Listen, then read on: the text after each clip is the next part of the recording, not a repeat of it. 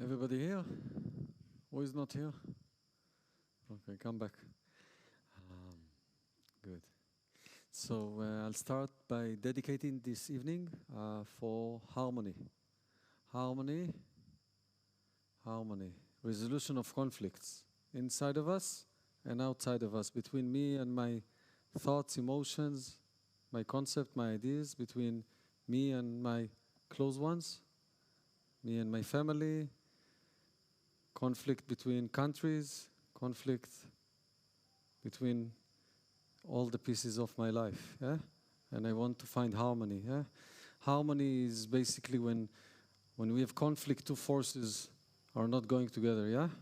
And in harmony, we operate together. So in harmony, it's like a win-win situation. But in order to find harmony, we need to include all the parts, all the pieces. Yeah? If we leave someone aside, be sure he will come and fight back. Yeah? So in order to find harmony, we need to find a way to include everything together. So I hope, and we send this prayer from here to all over the world, to find harmony wherever it is, between us, family, countries, governments, business, yeah, personal life. Yeah. Why are we here? Why did you come here? Yeah, I don't know. Yeah, why did you come? Sorry? I love you so much, so much. Yeah. I think that the reason that we are here, and actually the reason for every action in our life, is because we want to improve our quality of life. Does it make sense? Yeah? We do many things to improve our quality of life. It's maybe the source of every action. We believe that what we do will allow us to have a better life. Yeah? But in order to improve quality of life, we need to first understand what is quality of life. Because sometimes we're trying to improve our quality of life, but we're very confused and we're doing actions that actually leading to the other direction. Does it make sense? Happened to you before? Self-destructive things. Yeah. So yeah, I think one common thing for all of us here is that we try to improve the quality of life. And I think it would be interesting to understand first what is quality of life. Can we measure it? Can we measure quality of life? How do we measure quality of life? How do you measure this? Yeah, you see, this is where the challenge is. Like, if I'll ask each one of you how much money he makes, this will define your quality of life. Not so necessarily how many cars you have, how much food you eat today. And two people that make the same amount of money, eat the same amount of food, have the same quality of life. It doesn't work like this. How we compare quality of life? Can we compare the quality of life? It's something that we experience. It's very difficult to define this thing. One of the ways to look at this is like how much tension we carry.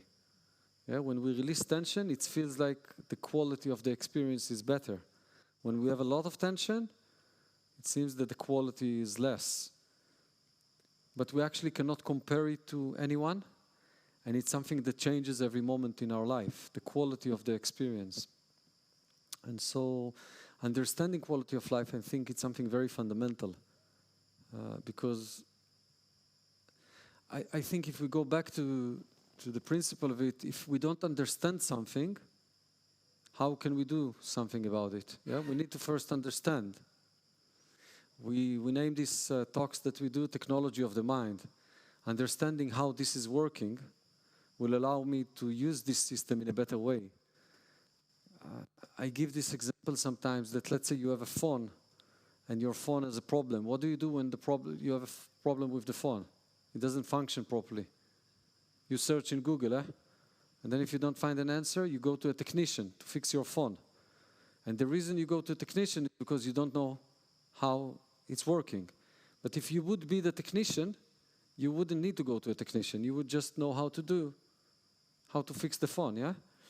But the other perspective to this, if I have the skills to fix a phone, is there a possibility that I will have less problem to begin with the phone? Huh? Yes, it makes sense? Yeah, if I know how to use the system, I will have less problem with the system. So the source of all of this is understanding how this is working. Because if I understand how this is working, it's not just that I can fix it myself, I will probably have way less problems. So this is where all this line of conversation is coming from. I'm using a very modern language to a very ancient knowledge. Yeah? So you can study Vedanta, you can study Buddhism, Taoism, whatever, Kabbalah, or whatever you're going to study. All the information is already there, but maybe we don't have such a good access to this type of information. So my language is more technology-oriented, more 2022 style, yeah? But it's just new language maybe, but it's the same concept. So understanding how this technology is working will improve the way I use this technology, because this is like the most advanced technology that we ever met. We have managed to use this technology in order to fly to the moon, yeah? It's this technology who made the technology to fly to the moon. This is very sophisticated. Yeah? And so the way to use it will basically define the quality of our life, the way we use this technology. So diving in and understanding how this technology is working is the intention of this evening. I'm not so good in giving lectures. That's not the thing that I do in my life, and I'm also not a teacher. I actually like to speak with people. So at any point, if you want to stop and say something, ask a question, interrupt, disagree, object, argue about something, you're welcome to do it. You don't need to ask for permission. So where does it all start? We dedicated this evening to the concept of thinking and overthinking. Yeah? So maybe the first question that I would like to put on the table, what is the purpose of thinking? Yeah, you see this it's like, it sounds like a very weird question to ask, like, but what is the purpose of this? You see, you have a heart and it's pumping blood in your body. You have legs, it helps you to walk. You have eyes, you can see. All of this is organs that help you to survive in this reality. What is the purpose of thinking? Yeah? Why are we thinking so much? You know, we do it. I think it's the thing that we do the most, and yet it's not so clear why we actually do it. Yeah? Automatic, yeah, your heart is beating blood automatically, and you still understand what it is doing in your body. What is thinking is doing there, like why God or whatever the evolution happened, and we are thinking. Yeah? So I would like to explore this a little bit, because I think if we understand why we're thinking, maybe we will overcome the problem of overthinking. Yeah, does it make sense? Yeah, we were just doing it so often and so intensively that we don't even know why we're doing it. That's something very interesting to look. Yeah. Okay. To protect us, yeah, okay. So if something bad happened to me, I will think how to make sure it will not happen again. If I'm afraid of something, how to protect myself. Okay, so planning, thinking. So actually thinking is a process that is sourced in the past and is a reflection into the future. So if something bad happened to me, my thoughts will be around how to make sure it will not happen again, or to avoid stuff, or to fix something. Yeah? Something bad happened, I need to fix it, my thinking will be around this. So thinking is only about bad? No, it's also about good. So if something good happened to me, I will think how to have more of that good. Yeah? That makes sense? Okay, so thinking is basically my projection into the future in kind of solving the issues of the past. If it was good, more of the good. If it's bad, avoiding the bad, and so on, so on. And Of course, thinking have many, many ways to come. We say that the mind is like a creative soap bubble machine. You know this soap bubble machine that sends bubbles into the air? Yeah? So the mind is like a soap bubble machine, like a creative soap bubble machine. It's very creative. So we have a problem, and we put it into the soap bubble machine, and it starts to throw ideas into the space. Yeah? If someone tells me that I'm not nice, I go to my room and I start to think what I need to do about it. How can I fix it? Yeah? Yesterday I went with friends to dinner. It was really nice dinner. I come back home, I go to sleep, I wake up in the next morning, and what do? I should invite them again. Where should we go tomorrow? Yes? I constantly creating ideas how to solve or to create a better quality of life. Yeah? So the mind is like the rest of the organs that we have in our bodies, just trying to improve the quality of the life that we're having. Yeah. So we walk in this planet and we collect stories. Yeah? I was 5 years old, my mom told me that I'm not good enough. I write it down. I continue, some kid took the toy, I write it. Someone tells me my shirt is not nice, I write it. And after many years, I have a very long list of all my memories.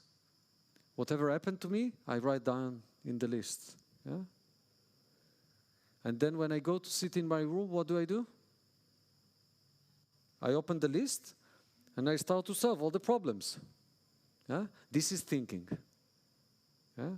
I'm just trying to solve all the problems that I've collected all my life. Does it resonate with you? Do you feel it? Yeah. So, in order to solve all these problems, there is basically fundamentally two main type of solutions. One is what we cognitively were programmed to do all our life, is to find a solution. Yeah? Let's say someone tell me my shirt is not nice, so what I can do? I buy a new one. Yeah, I buy a new shirt, now I don't have the problem. We'll get back to this solution very soon. we'll get back to it. You know, you solve one problem, you create another one. We'll get to this in a second. And the other solution? Sorry? Don't care about it. Basically understanding that this is not a problem. Does it make sense? So if I believe it's a problem, I need to find a solution. If I understand it's not a problem, I don't need to look for a solution anymore. Yeah? Okay. So I actually don't belong to this path that says, oh, there is no problems in the world. Just ignore all of them. It's not necessarily what my message is. I'm just pointing it that there is two ways to take care of the situation. One is to actually find a practical solution, and the other one is to understand that there is no problem. Yeah? And this is interesting to explore.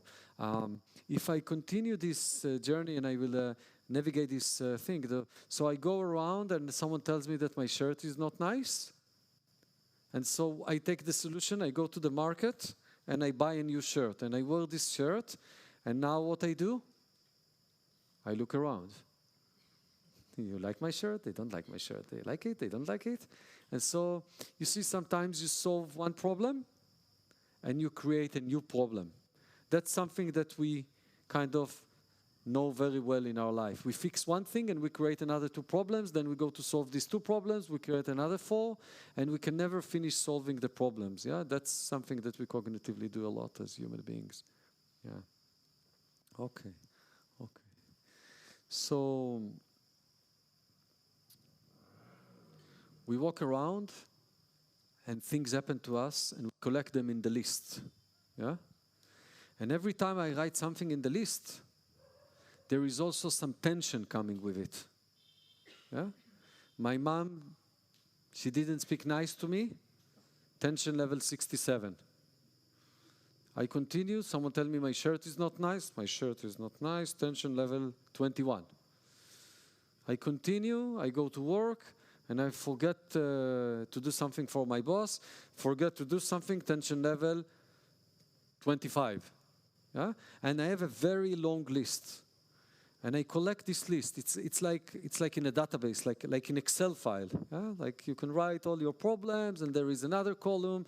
There is the tension level next to each one of those things. Your quality of life, in a way, is the sum of all the tension in all the lists. That's what defines the quality of life. So the reason it's important to understand what I just said is that sometimes we see like these super skilled managers in high-ranked companies and like really talented people. And one day they wake up in the morning and they collapse. And the question, what happened to them? They are the most trained people. And the reason for this is because the list was too long and the sum of all the tension was over their limit. Yeah? So what is your limit? So your list can be a lot of like 3, 2, 5, 7, 2, 1, 3, 4, 3, total 1050. And your list can be very short, 200, 300, that's my list. So for me it's 500. For you it's 1500. You have a lot of small ones. It can look different in different people. Yeah? But the collective of all of this is the amount of tension that we carry as human beings. And when I say amount of tension, it immediately reflects back to the thoughts, because the list is very long, and so there is a lot of things to think about. Yeah? And then the racing is very fast. What is your capacity? How much can you carry? 50, 70, 100, 500? Do you know your limit? How do you discover this? When do you know you're over your limit? Yeah? And so this is something that it's very hard to hold in our hands. Yeah? But we feel it. Yeah? We feel it. Yeah. Another thing to look at is that, let's say I walk around and I'm used to work with problem between level 50, 60, 70. This is my daily life, okay? And another person walks around and he is trained to work with 5, 10, 15. This is the type of problems that he is having. So a problem comes and the level of the problem is level 30. Yeah? So for someone who's used to have 5, 10, this is like a panic attack now. Yeah? For me, oh, you see this small problem? So you see, it's different. Like we compare ourselves to others, but like for some people, their life journey kept them between 20 to 30, and then when they receive 40, this is like a heart attack. And for others, it looks very different. So also, you know, when we're looking at each other, we cannot compare. We cannot judge people. Look at him. You see, this small problem is not functioning. What kind of a human being he is? Yeah, maybe he's a very blessed human being. He didn't get to deal with all these complicated problems, and now he's got like next level challenge. Yeah. So just to understand this mechanics is starting to fill into that. And another interesting thing to look at this is when you have those list of all your problems, yeah? And every problem has a tension level. So every story has a tension level. And so let's say now I'm dealing with something level 57, yeah? The story will always stay the story. The tension inside the story can change. There are things that will release tension from the story. There are things that will intensify the tension in the story. Yeah? One good example for this, someone tell me that my shirt is not nice. Yeah? I go to buy a new shirt. Apparently, this is supposed to lower the tension in the story. But actually, this will raise the level of the tension in the story. Why? Because I acted upon this. I gave it more energy. I believed in the story. When you believe in your story, you intensify the tension of the story. No, no, no, this is a really important one. You know, there is nothing important, but this is important. Yeah? When we start to believe things are important, we start to act upon them. Yeah? And we start to act upon them from the place of the tension, we're actually signaling our system, this is real. This is real. This is really a matter of survival. My shirt, if I don't fix this problem, I'm going to die. So better I go and buy a new shirt. But doing this, I'm just intensifying the story. Yeah? If I just sit with the story and observe the story, we'll talk about it a little bit more as the evening continues. I actually signaling my system, maybe it's not so important. So if I kind of contain the story and learn to be with the story, maybe I'm signaling my system that this story is not so important. And so the tension in the story is being released. I'm going to play a short game with you now. It's an imaginary game. I play this a lot, so maybe some of you have done this before with me, but we just play along, so we synchronize all to the same place. I will, at the end of this, I'm going to give all of you my contact, my WhatsApp number and my Facebook, okay? And I'm going to ask you, if it's okay, to send me a message tomorrow morning at 10. I want you all to send me a message, good morning. Okay? Tomorrow at 10, good morning, that's okay, it's not too complicated. And when you'll send me the message, yeah, it's very important, when you send me the message, I will send you back a message, good morning. Okay? That makes sense? Everybody understand? Just I have one thing, one condition to add. I'm asking you not to remind each other to do this, and also don't put a reminder. Okay? That's okay? That's okay? We understand? Okay. Now, how many times you're going to think about this before you go to sleep today? How many times? What is, if you count the number of thoughts, you order them, when you wake up in the morning, this will be your first, second, third, fourth thought that you're having? Yeah, how fast you're going to start thinking about it when you wake up tomorrow morning? And how many times you're going to think about it until tomorrow at 10? Yeah? So how many times you're going to check the time between 9 in the morning till 10? Yeah? Okay. So at 10 o'clock in the morning, you send me a message, good morning, and I promise I reply, good morning, it's all done. Yeah? How many times you're going to think about it after 10? So, you see, this is a very simple example to kind of put in the front of us how the mind is operating. Now, you need to understand, let's go back. Why did you think about it so much? What was the reason for that? Sorry? It's a test. It must be done. It's a task. I have to do it. Yeah. I don't want to forget. You are? Sorry? Fear. Fear. You were afraid. So I was afraid. So I came here, sat in this couch today, and put an idea inside your head and caused you to fear of me. And you are afraid of me. And so because you are afraid of me, you have to write it in the list. And tension level 572. Yeah? That makes sense. So we are afraid of something. So you see, the fear is the cause of all of this process. And tomorrow at 10, it's gone. The fear has nothing to hold on to. Yeah? So you still have a story, sending Fluke a message, 10 o'clock in the morning, blah, blah, blah. But there is no more tension inside this. It's resolved. So as long as there is tension in the story, yeah, my mind will go back and try to fix it, to solve it, to look for a solution. Yeah? And this is where thinking is coming from. And it comes in very subtle ways, like you checking the time. So it's a lot of subconscious movement. Between 9 to 10 in the morning, you check your time like 500 times. Because there is a subconscious process of thinking in the background. I cannot be late. I have to do it on time. Yeah? So this is very operational. This is something as a functional human being in society, you have a lot of those things that you kind of need to do, and you are afraid of execution, not to do them. Yeah? Or what happened, what will happen, and so on.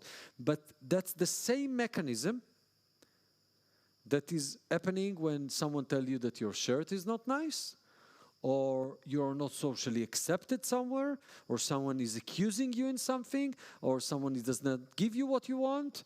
This is the same mechanism. It's racing on the same table. It's one list. You put inside of this all the business related, all the family related, relationship, you and your self-judgment. It's all in one list. And your mind have to solve this list. This is a very complicated task. Like, this is a very advanced computer. And the task is so complicated because I need to find a creative solution for every problem. Yeah?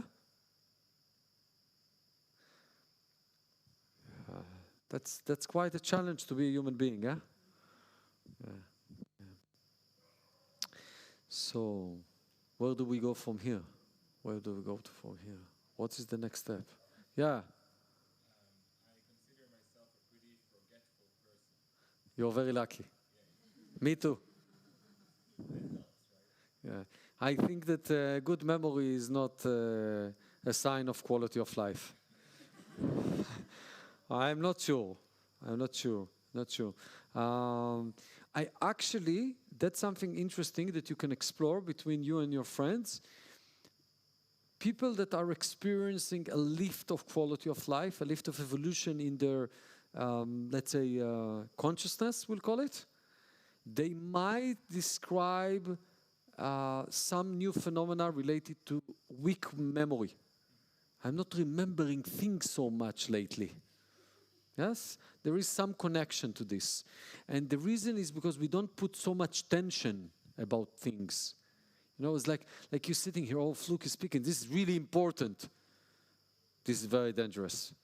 This is the beginning of the war. Fluke is speaking, this is really important. You know, it's like, just see this type of thinking. It's important. Look how much tension, it's important. When you say something is important, how much tension have you created? Yeah, so when we take things and we take them very seriously, they are really important. So of course, anything around that we must write in the list.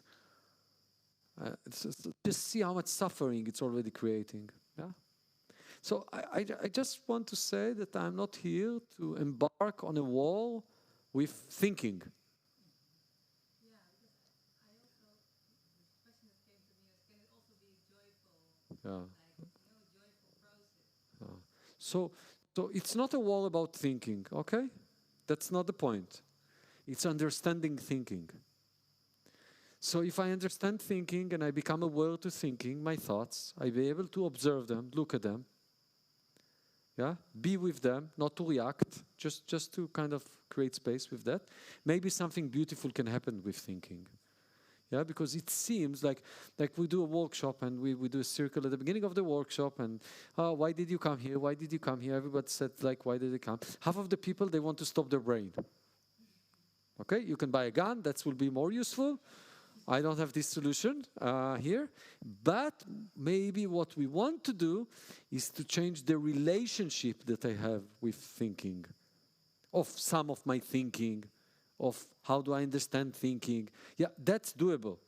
Stopping thinking is not relevant. That's not part of the process. It's not also even related to the path of enlightenment if someone is looking for that. Yeah?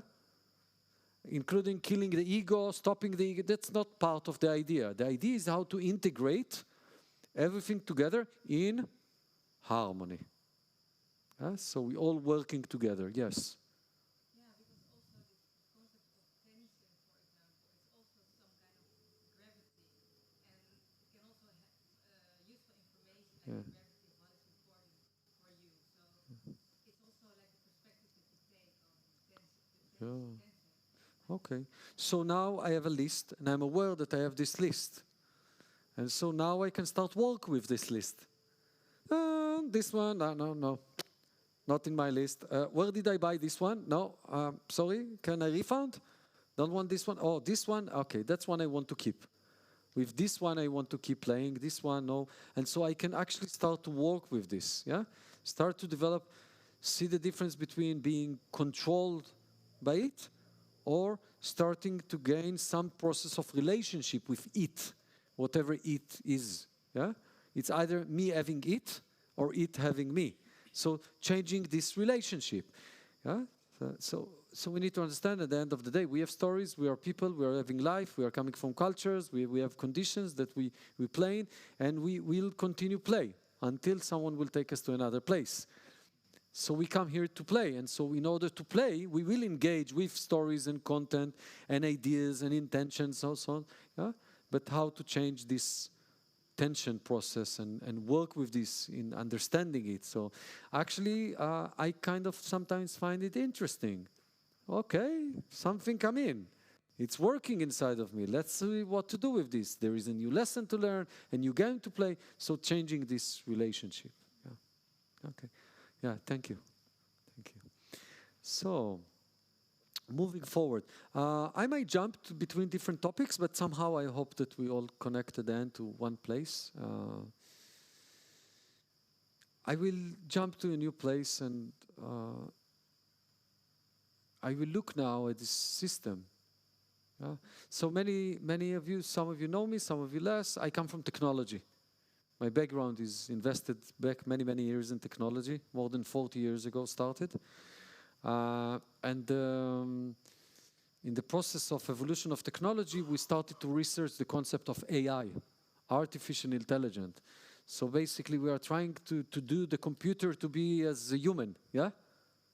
Okay, so if we want to actually do it in a proper way, we need to leave alone the computer and come back to the human and understand the human, yeah? And then we can understand how to do an AI. And that's actually part of what brought me to what I'm doing today in life. And so understanding this might bring some light to the whole concept of what we have been talking so far. And so I will say that in artificial intelligence, or to create intelligent in the way that we like it to be, there is 3 components. The first one is the most simple one, is action, things happening. The second component is observation. And the third component is optimization. And then action. So I do something, I observe what I am doing, I collect information, I use this information and optimize my process, and then I make a new action. And I collect information, optimize, make a new action. Yeah? That's the process of evolution. By the way, it exists in our DNA level, biology, yeah, and in our intellectual processes, and so it's happening all the time. Now, I will share that optimization is happening if you like it or not, if you are interacting with it or not. I mean, it's not an intellectual process optimization. It's something that is happening all the time in all the layers of our existence. So in order for us to evolve the quality of our life, it's not necessarily require the intervention of intellect. Yeah? We will explore it a little bit. So it's not like what you understand here all the time, which actually improve your quality of life. There is other layers to our experience. Yeah? So I do something and I observe it, and then I take this information and I have a very smart computer inside, calculate many calculations, optimizing it and creating a new action. The question is, if in my system I have 5 sensors that collect information from the outside, inside experience, and in your system there is 7 sensors, you have 10. So if you have 10 and I have 5, I collect less information about what's happening around me. And if I collect less information about what's happening around me, my optimization process will not be that efficient. Does it make sense? Yeah? So, what are your sensors? How you collect information? That's a critical point in understanding conscious evolution, yeah? Evolution at all. So if I believe that the way I collect information is my 5 senses, that's very basic and primitive. Yeah? There is way more to this. Yeah? There is the process of self-observation. Yeah? Do you see your thoughts? Do you see the tension in the body? Do you see your feelings? Do you sit and observe what's going on inside of you? So if I develop my self-observation skills, now my sensors are more developed. Yeah? And if they are more developed, that means that my optimization process will be way faster. So cognitively, most of our life, we were kind of programmed to believe that if I'm going to think more about it, I will optimize what I'm doing. But actually, maybe I'm thinking the wrong information because I'm not receiving the right information because my sensors are not active. Huh? So those sensors are very interesting to understand. Because if I can understand those sensors better, I understand where they are located and how can I improve their functionality, my optimization process will happen automatically. And that's way easier than thinking it forward, yeah? Is it clear? I'm actually into laziness. I'm very lazy. Yeah? Whoever thinks that life is complicated and we need to solve a lot of problems, I'm not with you. I'm not on board. I think it's very simple. Yeah? And simplicity needs to be our guidance here.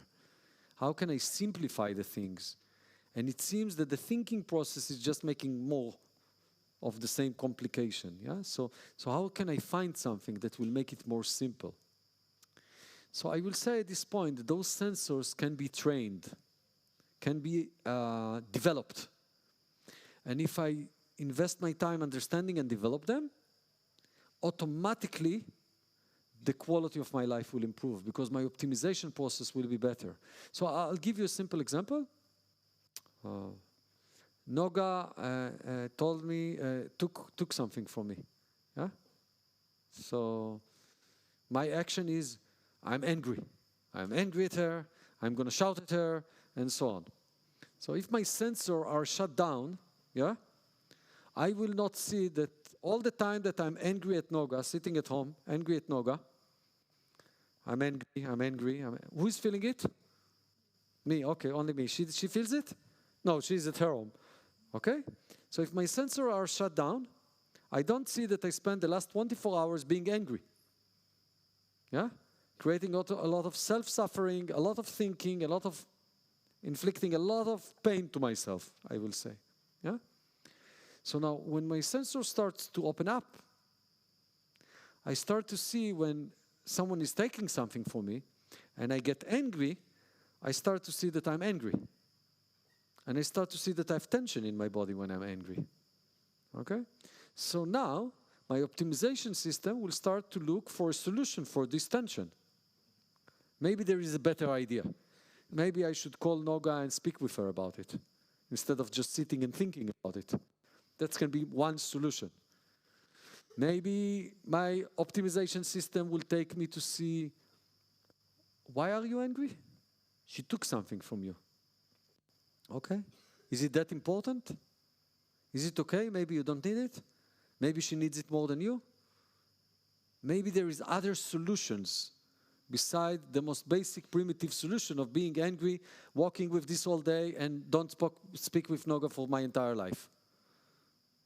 Yeah? So when we start to observe our behavior, yeah, our system can start to optimize different solutions. what I want to say at this point, that the solutions will come by themselves, because I remind you, this is a very creative soap bubble machine. Yeah? It will create a lot of new ideas, and it will give you the opportunity to try them out. So she takes something from me, I'm angry. Yeah? Optimization, action coming. I make the action, but I also have observation. So I see what my action is doing. Oh, now Nogai doesn't speak with me anymore because I came to complain why we took it. So maybe this is not the solution. Okay, I'll think about another solution. But what will happen if I will allow myself this flow in the right open way, I will continue to make actions. Possibly those actions will not lead to a good result. But my senses are open and I see what's happening, and I will learn from this and I will continue optimizing. Yeah? So I'm not so worried about my actions. I'm not so worried about the optimization process. My focus is about how I collect information. Yeah? What do I see that is happening? That makes sense. Okay. Okay. You see, it's becoming a little bit more simple as we continue. Yeah? The problem is not that complicated. It's actually very simple. I just need to see how to observe better. And so observation is a skill that you can develop. It works like a muscle. You can train it. Yeah? I will jump now to another place, and I will give this example. Again, it's something that I talk about a lot. If this is thinking, yeah? You know this one? This is thinking, and this is you, okay? And the way we live life is like this, yeah? Okay? And so the process of observation is asking us to do something very simple, is basically to do this and allow this to continue moving, okay? That's the process of observation. This is how it feels. When you are in the observation state of the experience, yeah? This is how it looks. This is continue to move, but this one is staying and not doing this. Huh? Okay. So many of us think that the purpose of many of the practices that we do is to make this one stop moving. Yeah? Well, this is like cutting your hand or cutting one of your organs. This one needs to move. It was designed to move. That's the functionality of the mind. He's moving and he's creating ideas. That's okay. Once we start to observe this, we start to learn what this one is doing, and we are collecting a whole new world of information into our system so it can optimize the process. Now, if this one is moving and I'm not in the observation state, I'm actually not looking, meaning it's happening here and not happening here. Yeah? That makes sense? Happening here, I see. Happening here, I don't see. If this one is happening here, there is no progress in life. You're stuck. This will continue moving. Nothing will change. So all this subconscious, unconscious thinking, very unuseful. A lot of energy for nothing. Wasting a lot of energy. I want to talk about this energy thing for a moment, yeah? It's not a spiritual mumbo jumbo. It's actually practical. It's technical. It's physical energy. When you think about something, you are engaging with the concept of solving a problem. A problem is something from the list. In the list, this problem has tension. So when you're thinking about something, you carry the tension of the problem that you are trying to solve. You are reliving the experience that created this. Okay? So you're thinking about this. I go buy a new shirt. I will tell Noga not to tell me that my shirt is not nice. Yeah? I'm engaging with this process now. My system is experiencing the tension of the problem, the emotional tension of the problem that I'm trying to solve. So this is not just air moving in your head. It's actually hormones running in your body. Have you heard about stress hormones? They start to move when you start to process stress. Yeah? So, if I continue with this concept, every thought is consuming a lot of energy inside your system because your body needs to react to it. There is hormones running in your body. If you actually more experienced in observing those things, you actually might say, I feel it here. I feel it here. I feel it in my legs or my back. And when you're resolving some tension in your life, mental tension, so-called, you're actually feeling it also in your body. So think that every thought that you are processing is consuming energy from your system. And when all the thinking is happening here, you're consuming a lot of energy for nothing. It's a waste of energy. So when we move this to here, oh, now I'm learning something. At least I'm not wasting this energy for nothing. So the concept that behind what I'm saying is actually not stop thinking, is moving thinking from here to here. So now at least it's efficient. I'm engaging with this. I will learn something new at the end of the process. Yeah? Evolution will happen. So, how to move this to here? It's one question, yeah? How to do this? How to move this from here to here? Yeah. Any questions? Anything? Yeah. Yes. I have a follow-up about forgetting or like releasing.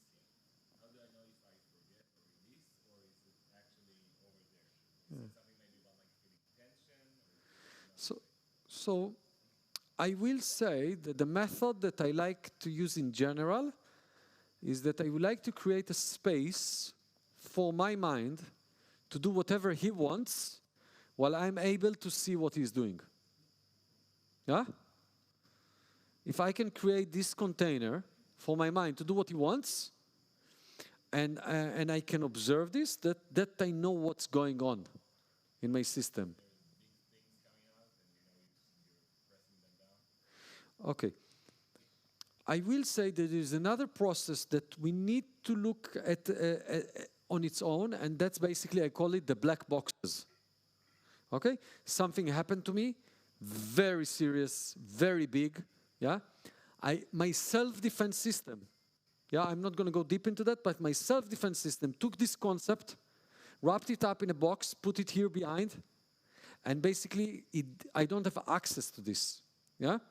I will just say that this box is influencing my thinking process, my conditions. It's running me, but I don't have access to this. I will not go deep into that now. I will just say that the process in the path of what I do or work around, or my understanding, is that if I create enough safe space for my mind to process things, slowly my system will feel trust in me to be strong enough to contain thoughts that are more challenging, trauma-related probably, and so slowly my system will allow me to, it's not will allow me, slowly my system will open this box and will open up the content of this box and will bring it here, to this container. But if I don't create this container, I'm not stable or strong enough to deal with that. So we need to understand, me trying to access these black boxes is actually fighting against myself.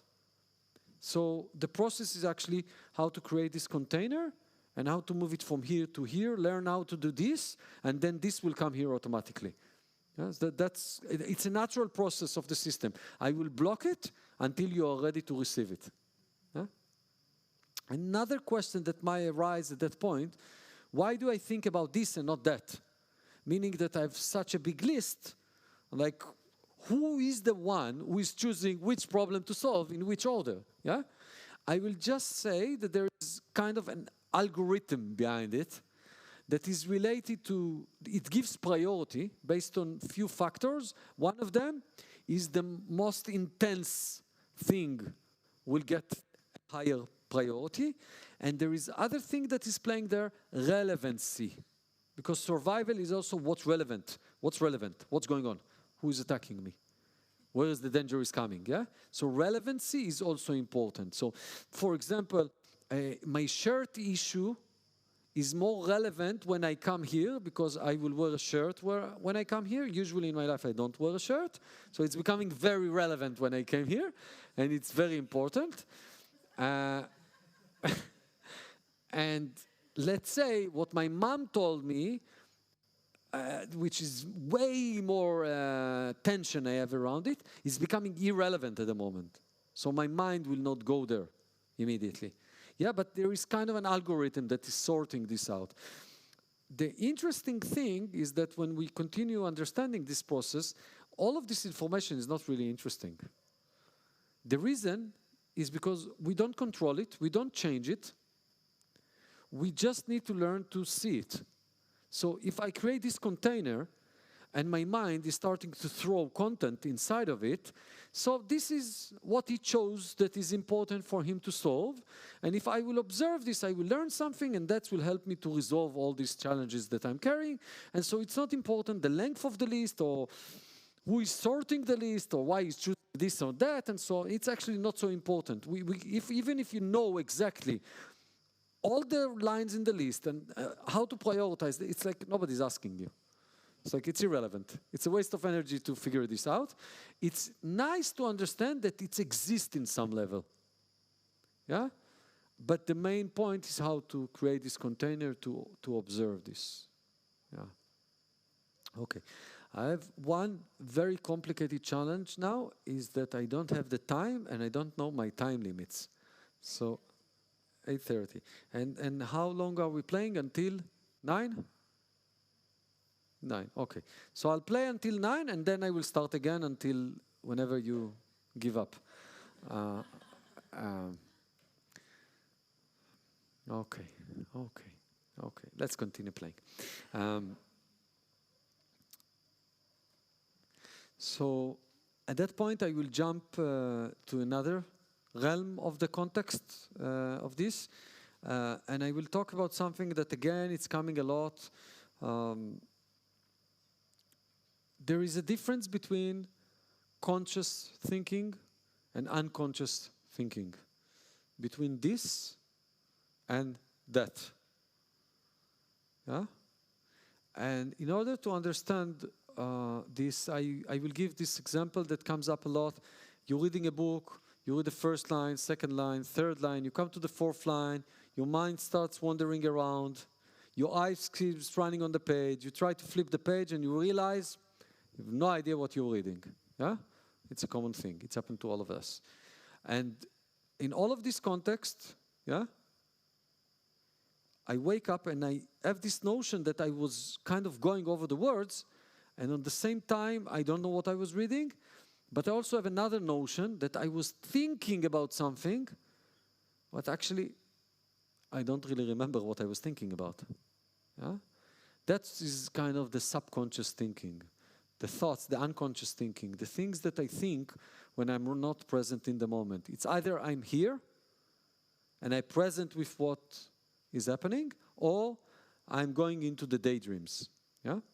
And so we go between here, there, here, there, here, there. How many times a day? 70,000 times on average. They connected electrodes to human brain. You do this on a nanosecond level and come back, and you do this for a couple of seconds and minutes and so on. Probably when we are here in this container and I'm talking, it brings your attention back in very quickly. So you go and you come back, you go and you come back. But maybe if we just create a moment of silence for 10 seconds, you will start to see that you're going longer. Yeah? So it changes between what is taking our attention. Yeah. Okay, that's one interesting thing to understand. Now, the point in all of that, and this is where it starts to get interesting, that you didn't choose to go there. Yeah? So if I'm saying there, you didn't choose to daydream. That makes sense? You were choosing to read a book. You were choosing to listen to me. You're choosing to do something, but at some point, you just go into daydreams. So we don't choose to go into daydreams. When you daydream, how do you know that you're daydreaming? Yeah, when you come back. Okay, so you're daydreaming, you don't even know that you're daydreaming. Okay, that's important to remember. You don't choose to go there, you don't know that you're there. And how do you choose to wake up? You don't choose. It's a phenomenon, it's happening to you. Okay, good. So we don't choose to go there, we don't know that we're there, and we don't choose to get out of there. Yeah? If any one of you ever went to do meditation, how much guilt you have about every time that you lose focus. You don't choose to do it, you don't know that you're doing it, and you don't choose to get out of there. Why you have so much guilt and shame and problems about this? It's pretty ridiculous, huh, when you think about it. I'm not good in meditation. Well, very silly thought. How can you be good at this? You don't control it. Yeah. Okay, so the only phenomena that is relevant is when you go into the daydream, there is a moment that you wake up. And this moment, you know that you were not here. Yeah? And this is where the muscle and the skill starts to develop. Yeah? The moment that you wake up from a daydream and you notice this moment, this is the moment that the shift starts to happen. But in order to understand what I'm saying is basically we need to see what's really happening there. We need to be very delicate because what's actually happening is that let's say I'm focused on my breath and I'm focusing on the breath. So I'm breathing. And there is a certain moment that I go into a daydream. And then there is the moment that I wake up. And at that moment, there is part of me that is realizing that I was in a daydream. But on that moment, there is another part of me who's saying, oh, this is really bad. I should be focused on my breath. Yeah?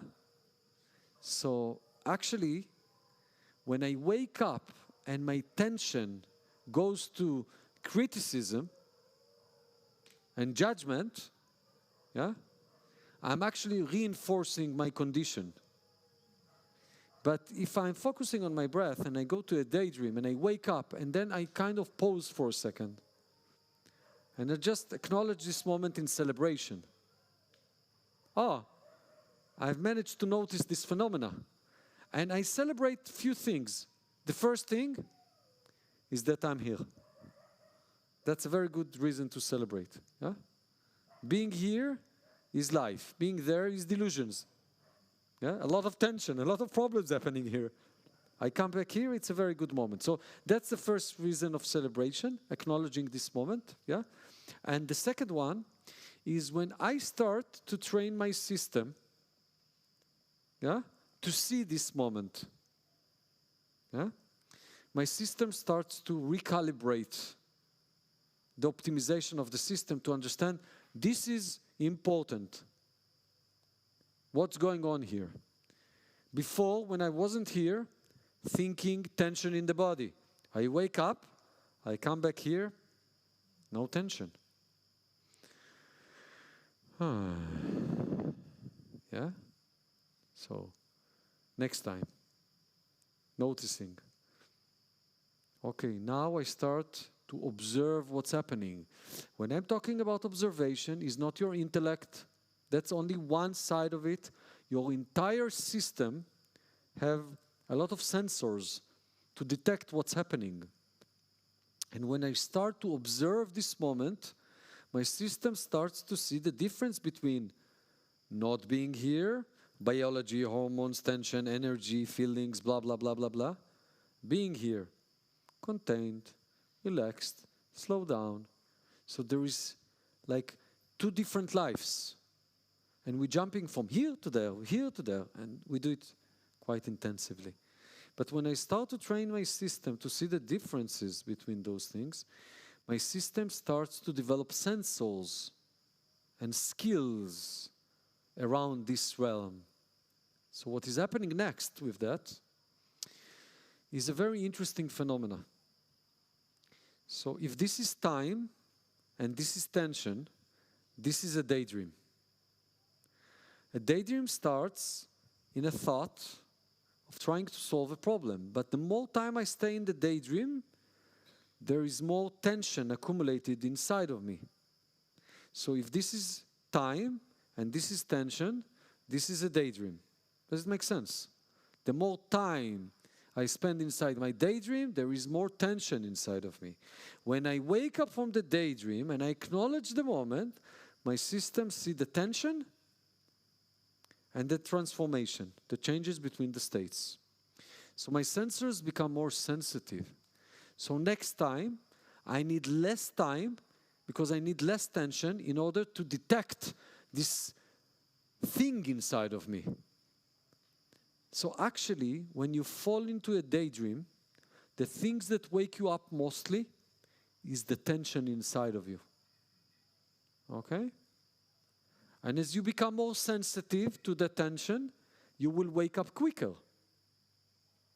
So part of our intention in the practices is to become more sensitive to the tension that is rising inside of me. Now, we need to understand that you don't choose to fall into a daydream. You don't know that you are daydreaming. And you cannot control your waking up. But you can acknowledge the moment of waking up, staying in this moment for a second, a fraction of a second. So your system will be able to sense what's going on and continue doing what you need to do. If it's breathing, yoga, reading a book, driving a car, that's irrelevant. I drive my car and I go into a daydream. I wake up, acknowledge this for a second, continue driving the car. I practice meditation, breathing, daydream, waking up, acknowledge, going back to breathing. The point was not the breathing. The point of the practice was to notice what is happening inside of you, yeah? So if I do breathing and I go into the daydream and I wake up and I very strongly come with criticism and pull me into the breathing again, I didn't see this moment. My system did not observe this phenomena. So there is no evolution. There is nothing that can progress inside of me. Huh? Evolution is happening in all our system, biology, energetically, physically. Yeah? So when I notice this moment, my systems start to shift. Yeah? Okay, that makes sense? Okay. So now you can start to ask yourself, how do you practice this? There is many ways to practice it, but every time that you notice that this is happening is when you train your muscles, that your sensors become sensitive. You can go to a yoga class, and before the class, you sit for 1 minute or 20 seconds. This is my intention for this class is to notice when I wake up. And go do yoga. That can be both moving the body and noticing this phenomena. Yeah? You go to sit and do meditation and so on. There is different technologies to do these things. Most of you know me from the practice of inner walk. And so the practice of inner walk is dedicated for this muscle specifically. Yeah, we walk in a straight line, back and forth, and you start walking, you go into your daydreams, and you turn around, you wake up. Because when you walk, there is a wall at the end. If you're not going to wake up, you're going to hit the wall. So you walk, and you have to wake up and turn around, and then you continue walking, and every time you fall asleep and you wake up. You fall asleep and you wake up. You fall asleep and you wake up. And in between this, your system is observing what is happening, and the muscle is being trained, and improvement is coming very quickly. Yeah. Okay. Questions? Anything? Yes? So the more time I'm in my daydream, the more tension I get. Yes. But ultimately the problem is the tension, Yes. not the thought. No. So it would be nice to be able to observe the tension instead of the thought. Well, you can observe everything that is happening, your thoughts and the tension. Yeah. It's happened in many levels. The tension is more, let's say, energetically, physically, and so on, and the thoughts is more like content to the intellect. And we can observe this and we can observe that. And I think our progress, evolution, is coming simultaneously in all the layers. So it's like, it's not something against the other, they're all working together. The moment that I'm aware, it's like all the system is seeing what's happening, not just my intellect, let's say. So also my physical body feels the tension, and I become aware to the tension, and so on. Yeah. Yeah. What about daydreaming with children? Sometimes people say that it's not good to wake them up from this moment because it's time of developing sensitivity. I think intervention in someone else's life is something we should avoid anyway.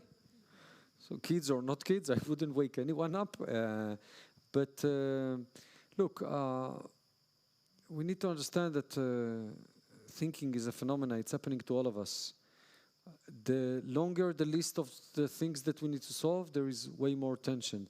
Children have less tendency to fall into these places, and they have less attachment to their stories and so on and so on. But as we grow, we develop more of that. But I wouldn't interfere with anyone's experience. Yeah, but I mean that daydream is not always comes with tension.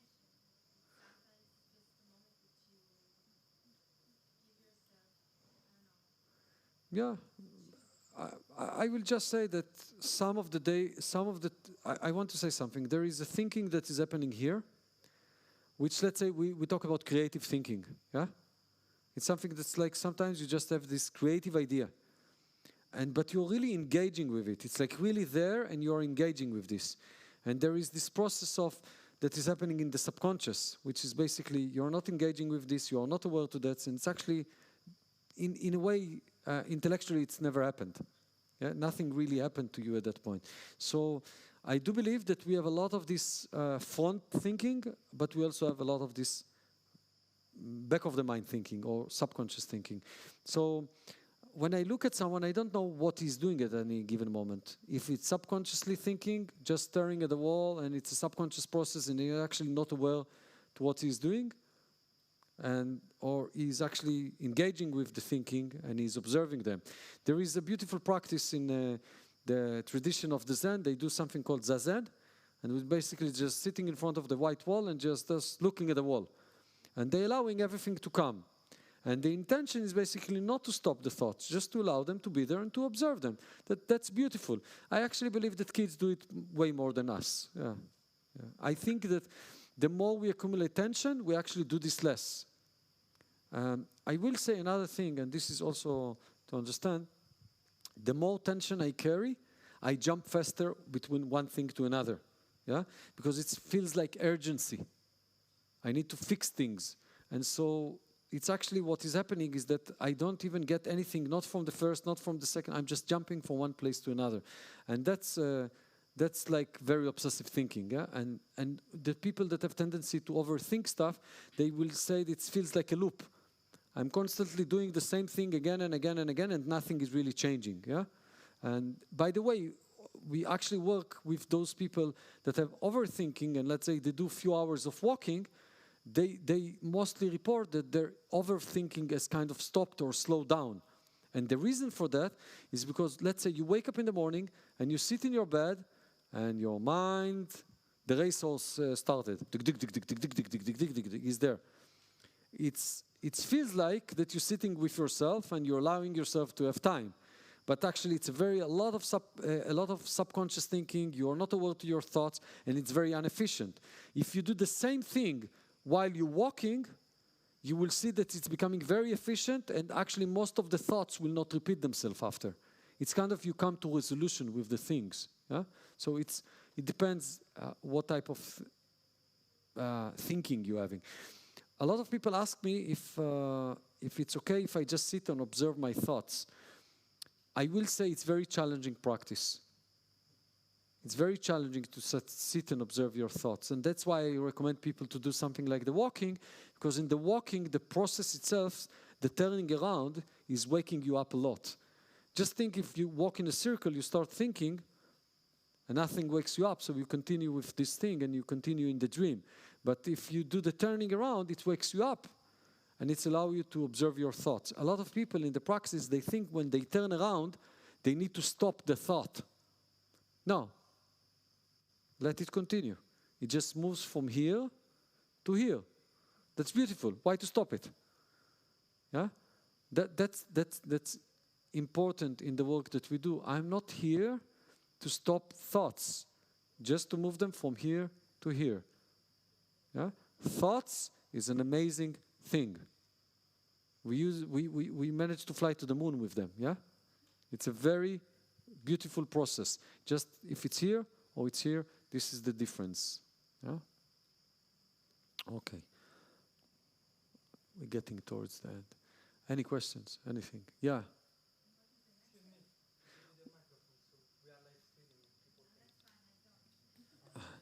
You can ask, I will repeat it. What is the next step? The next step is practicing, training the muscle. Yeah, that's the main next step. My point is that we need to understand that all of this information at this point worth nothing. It was a waste of an hour and a half of your life. Because you didn't train any muscle. Yeah, you can feel it? Yes, I'm not trying to be mean. It's really pointless. Now, there is two things that will happen maybe after this one. That unintentionally, I penetrated your mind. Actually, it was intentionally. Penetrated your mind. But subconsciously, you will start to come to this place that you'll go into a daydream, you will wake up, and you will say, I saw, this is Fluke, the conversation. Yeah, I see it. Yeah, that might start to happen to you. Okay? If you didn't do it until today, that might start to happen because now you are aware inside of yourself that this phenomena exists, and it's a good thing. You get a reward by noticing this phenomena and enjoying the beauty of it. Okay, so that might happen now. Another thing that might happen now, that when you do the practices that you do, if it's yoga, meditation, whatever you do, you will start to notice it in a different way, because a lot of people go to practice meditation and there is a lot of suffering in meditation. Maybe this will change your suffering process in meditation, because now you're not trying to keep yourself focused on the breath. You do this, but when it goes, you celebrate coming back. So now you're not suffering so much from the practice, and you'll actually see the benefit of it, which actually intentionally, this is the practice of meditation, yeah? Noticing the phenomena. Yeah? So this might happen to you, but what maybe now you will get is motivation. Motivation to go to practice and stop thinking about how to improve your quality of life and actually go to practice this muscle. That also might happen now, and maybe you will come tomorrow morning at 12. We start the 4 days of inner walk, and you join us to the 4 days of inner walk, and you'll train this muscle. I will just say maybe one word about this, that the practice of inner walk is kind of an intense boot camp for this specific muscle. Because in 1 hour, you do about 300 to 500 times this waking up, falling asleep, waking up, falling asleep. In the 4 days, you do it 6, 7, 8,000 times. Okay, this is like a good gym. Yeah? This is like a heavy muscle work. Yeah? And from that can change an entire human reality, yeah? Of quality of life, if it makes sense. I want to speak one last word about contentment and the connection to all of this. So I talked about the list with the things and the tension, yeah? And I said that when a problem comes, when I have this problem and it comes into my mind, and okay, I should go and buy a new shirt, yeah? And then I go to the market and I buy a new shirt, there is someone who's observing you all the time what you're doing, if you like it or not. He's living inside of you. And my conclusion is that if Noga tells me that my shirt is not nice, and I put it in the list, and I go to the market and I buy a new shirt, if I'm observing this human being behaving and I try to make a conclusion, this is really important, huh? Some woman told him something and he's running to the market to do something.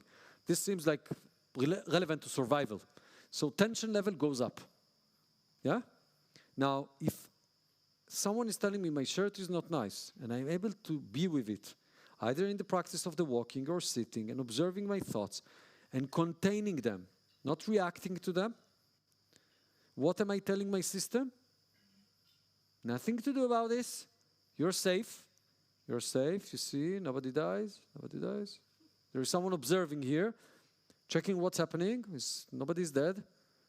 Nobody died, okay? Maybe shirt is not nice, is not tension level 26. We'll change it to 25. And it will come up again. Still not reacting, not reacting. Containing. 24. Again, not reacting. 23. Now a day passes. I'm not thinking about it. It comes back again. Not reacting, not reacting. 22, 21, 20. 3 days passing by, it doesn't come back. It comes back again. He's checking. Maybe still, maybe. Danger, maybe dying soon. No, nobody dies, okay. Slowly it goes down. And as it goes down, it's less relevant, less important, less urgent, less coming up. Is it still part of you? Maybe yes. Maybe yes. Our conditions still live inside of us.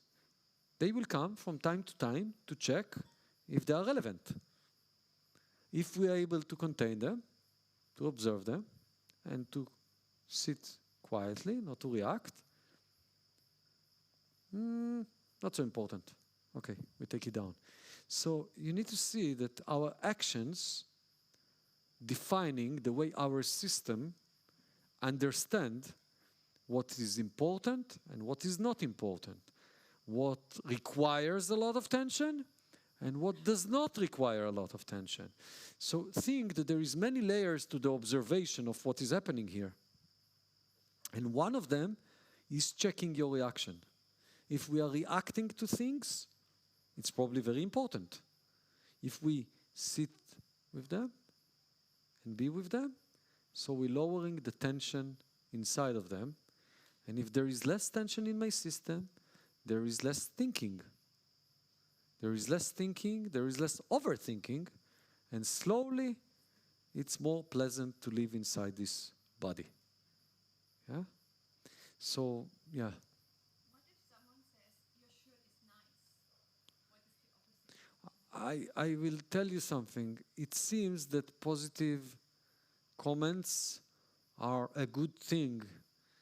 But if you tell me now that my shirt is not nice, and I walk next to you tomorrow, and you don't tell me that my shirt is nice, you see what's happening now?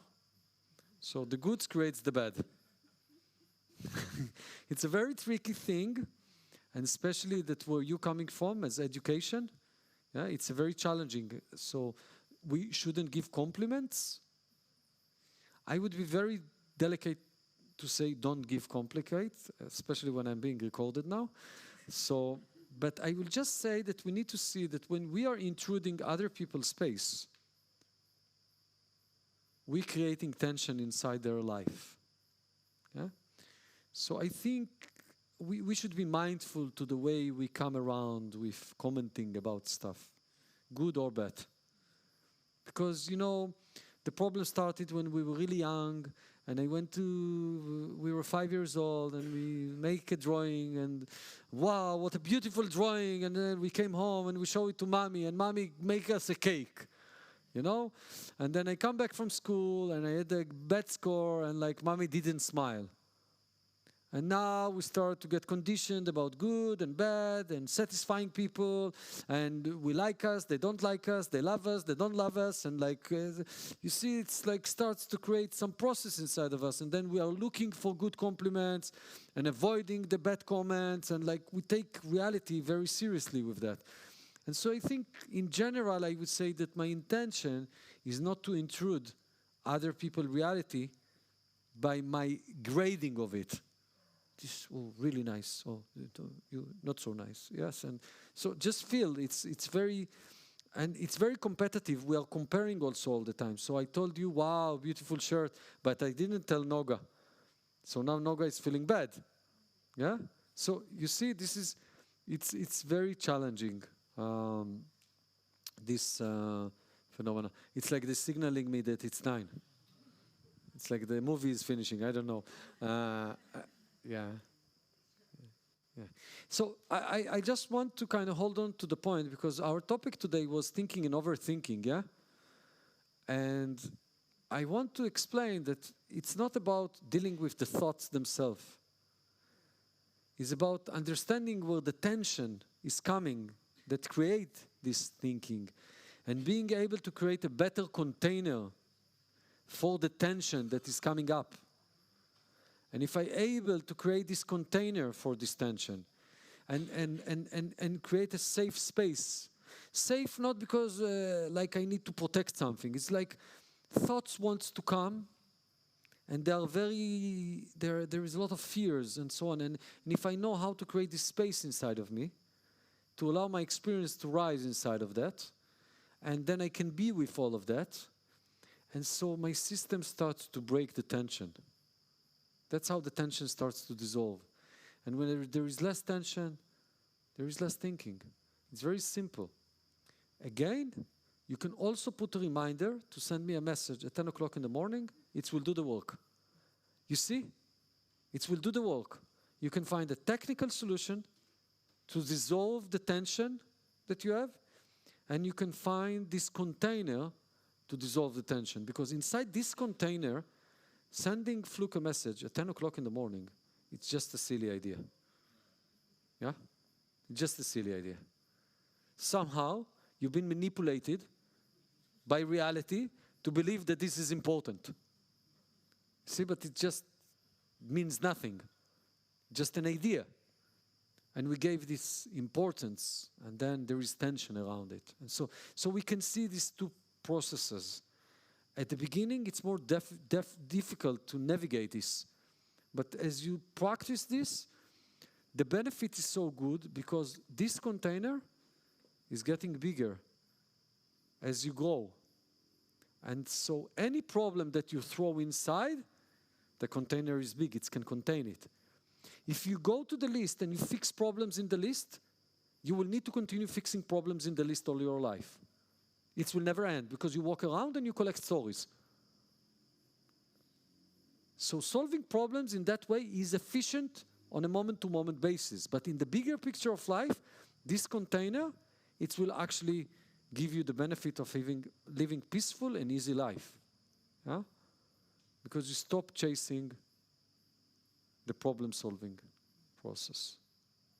Yeah. Okay. I finished? Okay, I finished.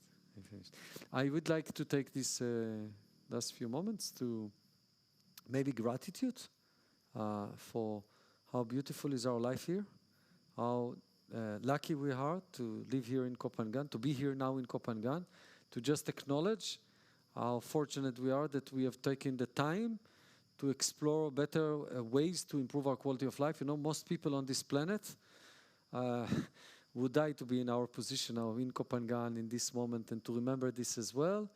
I want to say thank you to all my teachers in this path and their teachers that told them what they told me, and that we all can share this knowledge. I will be happy to share more time on a personal level with anyone who wants. It's very easy to find me, either through Wonderland or Inner Walk, or it's easy to find me, trust me. I'm not that complicated to find. And yeah, I really thank you for your time here, and I will stay longer and continue chatting about whatever you want, but thank you for this evening. Thank you, thank you, thank you, thank you. Thank you.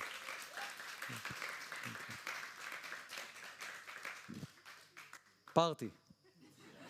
Celebration. Yeah, okay. Sounds. And boy that she sings, swings like a hummingbird, flies like a shooting stars, and never born, so you will never die. Above the way.